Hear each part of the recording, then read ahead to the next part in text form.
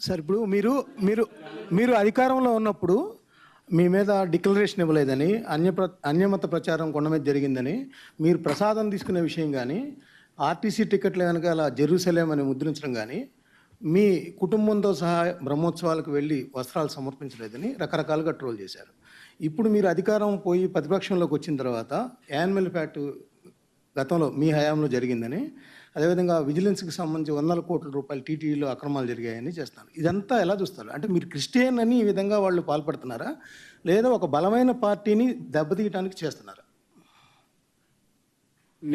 ఇప్పుడు నేను చెప్పినటువన్నీ నిజాలా అబద్ధాలా అన్నది మీరంతకు మీరే. నేను మీ అందరికీ కూడా ఒకటే విజ్ఞప్తి చేస్తా ఉన్నా. నేను మాట్లాడే ప్రతి మాట నిజమా అబద్ధమా అని మీరే వెరిఫై చేసుకోండి. నేను మాట్లాడే ప్రతి మాట లాజిక్గా మాట్లాడుతున్నానా లేదా అనేది మీరే వెరిఫై చేసుకోండి.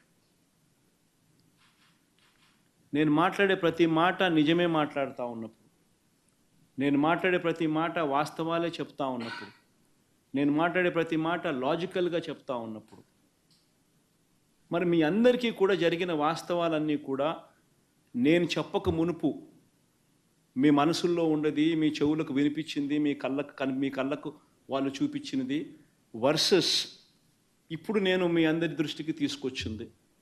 తేడా మీరే గమనించండి. తేడా గమనించిన తర్వాత నేను మిమ్మల్ని అందరినీ కూడా కోరేది ఒకటి, రాజకీయాలు ఈ మాదిరిగా చేయడం ధర్మమేనా? రాజకీయాలు ఈ మాదిరిగా చేయడం న్యాయమేనా అని స్ట్రైట్గా నేను మీ మనస్సాక్షిని ఈ మాట అడగండి అని మిమ్మల్ని కోరుతా ఉన్నాను. Ask yourself, is this how you want politics to be? అడగండి. ధర్మం కాదు, న్యాయం కాదు. రాజకీయాలు చేయాలనుకుంటే ఏదైనా స్ట్రైట్గా చేద్దాం.